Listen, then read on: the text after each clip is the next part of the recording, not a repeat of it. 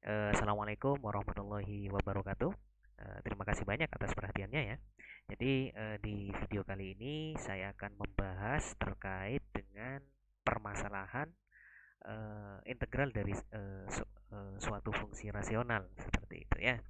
Ya, jadi terkait dengan integral dari suatu fungsi rasional ya itu ada beberapa teknik ya sebenarnya ya. Nah, di sini saya bahas ya salah satu teknik untuk menyelesaikan suatu integrasi dari suatu fungsi rasional itu dengan kita menggunakan teknik dekomposisi pecahan parsial ya.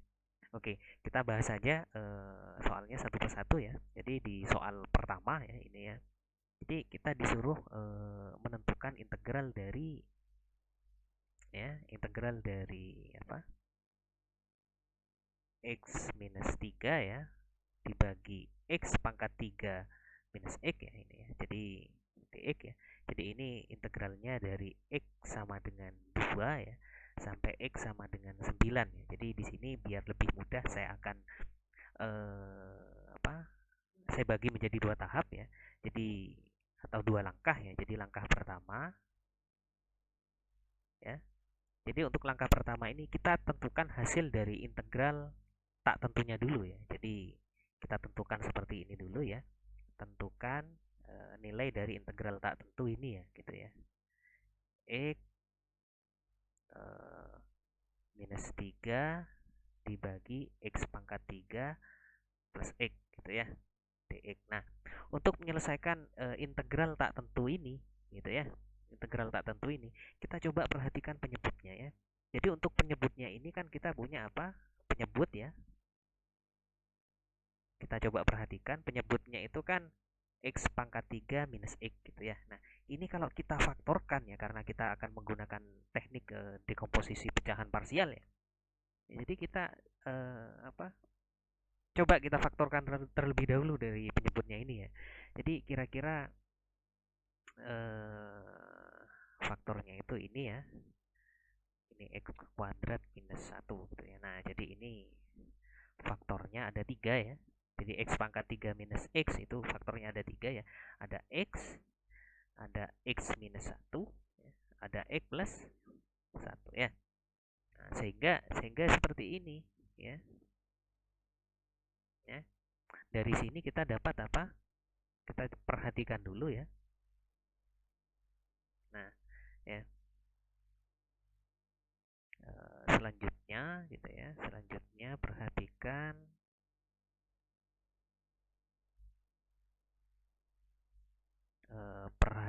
ya. Perhatikan. Nah, jadi dari ini ya. Apa? Kita punya fungsinya X minus 3 dibagi X pangkat 3 minus X ya. Nah, ini kalau kita menggunakan saya singkat DPP ya atau dekomposisi pecahan parsial ya. Ini kebetulan faktor-faktornya itu merupakan faktor-faktor linier ya. Jadi di sini kita punya X gitu ya. Ini X minus 1 gitu ya. Nah, ini X minus plus 1 gitu ya. Jadi kalau kita menggunakan teknik DPP ya atau teknik dekomposisi pecahan parsial ya.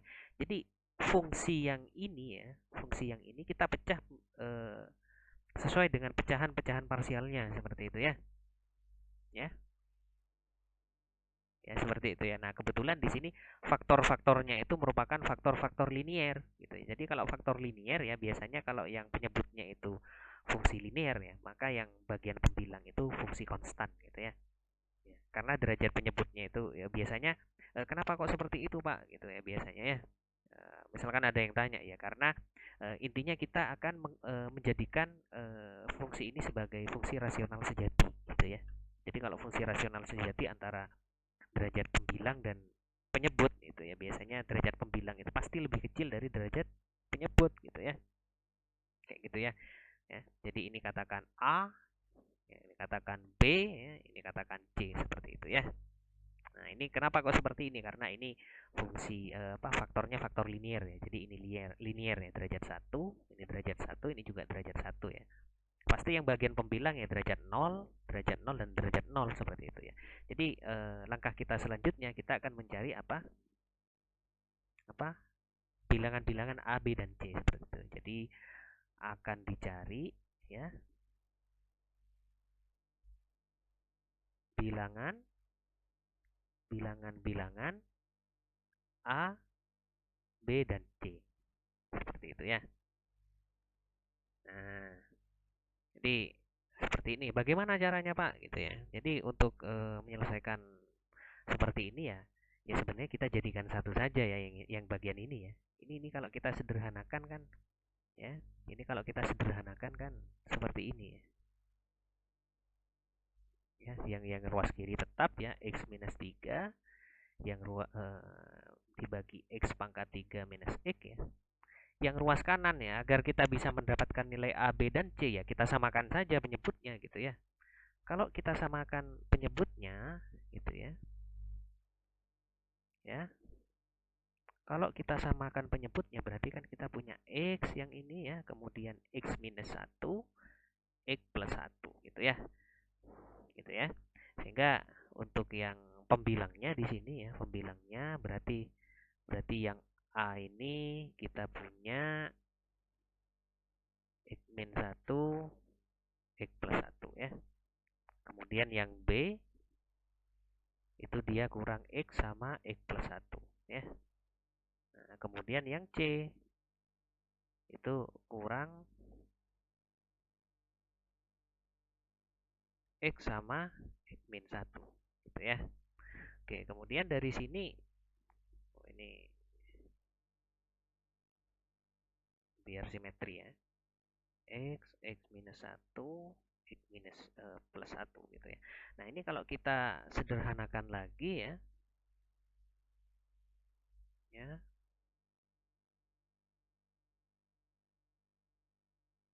Ini kalau kita sederhanakan, ini kan sama aja dengan apa? X min 1 dikalikan X plus 1 itu kan sama aja dengan X kuadrat min 1 ya. Jadi kita punya seperti ini ya, X kuadrat min 1. Nah, ini kita tambahkan ya. Berarti kita punya ini BX kuadrat plus BX ya, ditambah CX kuadrat min CX gitu ya. Ini boleh saya ringkas menjadi X pangkat 3 minus X gitu ya. Ya, gitu ya. Kemudian kita sederhanakan lagi, kita langsung kelompokkan saja menurut derajat-derajatnya ya, suku dengan derajat yang sama gitu ya. Jadi untuk X pangkat 2, ini kan kita punya apa berarti? A ya kan, plus B plus C itu ini X kuadrat gitu. Ini punyanya X kuadrat, kemudian punyanya X itu hanya ada apa? Hanya ada B sama C ya. Jadi di sini ditambah B minus C ya. Ini X, kemudian ditambah yang konstan cuma satu ya, jadi minus A gitu ya. Nah, ini X pangkat 3 minus X ya. Nah, ya. Kemudian di sini untuk yang ruas kiri ya, untuk yang ruas kiri ini kan agar X minus 3 ini kan untuk yang pembilang yang di ruas kiri itu kan di sini pangkat 1 ya, ya. Ya. Jadi agar bisa saya sama dengan yang ruas kanan yang di sini ya. Nah, ini tentunya saya boleh menuliskan seperti ini ya. Jadi ini mungkin ya 0x kuadrat ya plus 1x ya minus 3 gitu ya. Nah,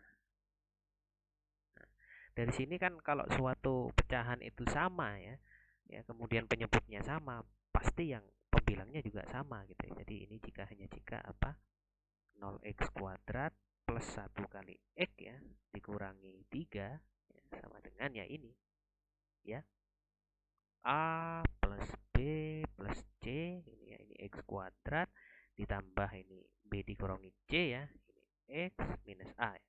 Jadi dari sini diperoleh apa? Diperoleh.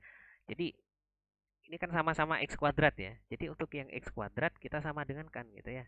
Koefisiennya ya. Jadi dari sini kita peroleh apa? Yang pertama itu kita punya apa? A plus B plus C sama dengan 0. Katanya seperti itu ya. Kemudian dari hasil yang kedua dari suku yang X pangkat 1 ya. Kita punya apa? B dikurangi C. Katanya itu 1 gitu ya. Nah, kemudian dari suku yang ketiga X pangkat 0 gitu ya. Ternyata A-nya itu ternyata 3. Nah, seperti itu ya. Dari sini kita peroleh ya. Dari sini kita punya apa? Kalau B dikurangi C itu sama dengan 1 ya, maka kita harus punya apa? B-nya itu berarti apa? Ya 1 plus C gitu ya. Nah, kemudian kita coba perhatikan ini. Ya, kita coba perhatikan apa? Persamaan yang pertama ini ya. Kita punya A plus B plus C ya. Nah, kita coba ini kan 0 sama dengan 0 ya. Nah, A-nya sendiri itu kan 3 gitu. Berarti boleh dong saya tulis 3 ya.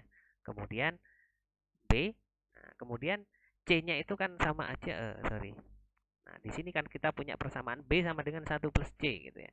Jadi mungkin dari sini kita B-nya itu kita ganti menjadi apa? 1 plus C gitu ya. Baru ditambah C seperti ini. Nah, ini hasilnya 0 gitu ya. Nah, kita sederhanakan ya. Kita punya berarti berapa di sini? 2C ditambah 4 itu katanya 0 gitu ya. Berarti kita punya apa? C-nya itu sama dengan apa? C-nya itu sama dengan minus 2 gitu ya. Sehingga apa? Karena C-nya itu minus 2, kita dapatkan B-nya sama dengan apa? Kan 1 plus C ya. Jadi 1 ditambah minus 2 ya minus 1 gitu ya. Nah, jadi dari sini didapat apa? Didapat jadi apa? X dikurangi 3 ya, kemudian dibagi dengan apa? X pangkat 3 minus X gitu ya. Nah, ini kalau kita dekomposisikan ya, kita punya apa? Ya, kita punya A ya, A-nya itu 3 berarti 3 dibagi X ya, ditambah kemudian B-nya itu kan minus 1, X min 1 ditambah C-nya itu minus 2, X plus 1 gitu ya. Ya udah dari sini kan sudah cukup mudah ya. Ya. Sehingga apa di sini?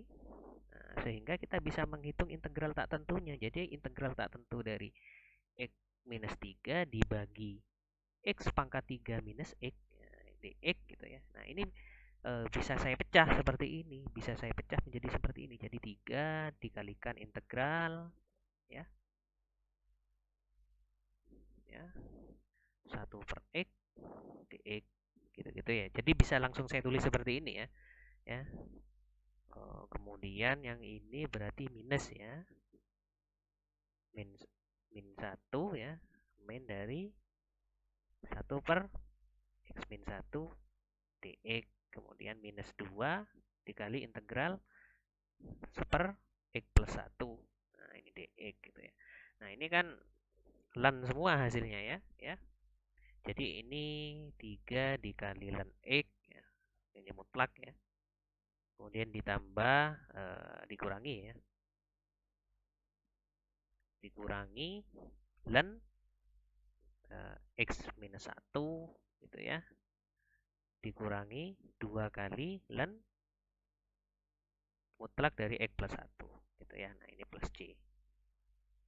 Nah, jadi tahap pertama ya. Tahap pertama kita menentukan apa? Integral tak tentu, kita sudah dapatkan hasilnya ya kan. Kemudian langkah kedua baru kita cari nilai dari integral tertentunya seperti itu ya. Nah, jadi langkah 2 di sini ya. Jadi integral dari 2 sampai 9 ya untuk fungsi X minus 3 dibagi apa? X pangkat 3 minus X ya. Ini dx ya sama dengan apa? tinggal disubstitusi hasilnya gitu ya. Nah, disubstitusi aja ya. Jadi 3 ln X gitu ya, dikurangi ln X min 1 ya. Kemudian apa? Dikurangi apa? 2 ln X plus 1 gitu ya. Nah, tapi sebelum itu sebenarnya ini bisa kita sederhanakan lagi sih sebenarnya ya. Ya. Atau nanti saja udah ya. Ya kalau kita lihat nanti aja udah ya, hasil akhirnya aja udah ya. Ya. Ini berarti X dari 2 sampai 9 ya. Udah tinggal dimasukin ya. Ya. Ini sebenarnya kalau kalian ingin menyederhanakan dari sini ini masih bisa sebenarnya kalau kita sederhanakan ya. Ini masih bisa ya. Jadi menggunakan sifat-sifat logaritma natural itu ya. Ya. Masih bisa ya. Jadi nanti dicoba ya. Oke. Ini berarti kita punya apa? 3 ln 9 ya, dikurangi ln 8 ya, dikurangi 2 kali ln berapa ini? 10 ya. Kemudian dikurangi dengan 3 ln 2 dikurangi ln 1. Ln 1 itu 0 ya, dikurangi apa? 2 ln 3 gitu ya.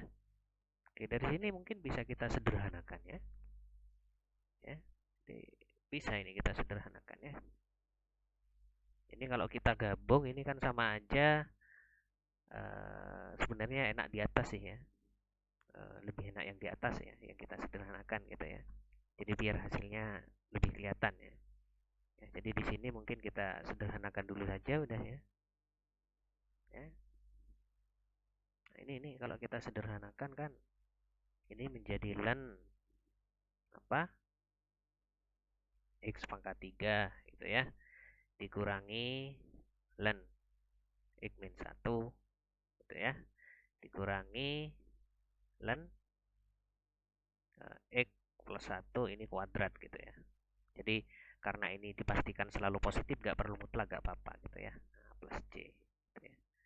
Nah ini sebenarnya bisa saya tulis seperti ini ya, ln ya. Jadi ini kan ln ini kalau dikurangi itu kan menjadi dibagi ya. Jadi ini bisa saya tulis seperti ini. Jadi ln apa? X pangkat 3 ya. Nah, ini dibagi apa? Gini mungkin ya. Ya. X min 1 gitu ya. Atau langsung aja kita jadikan 1 gitu ya.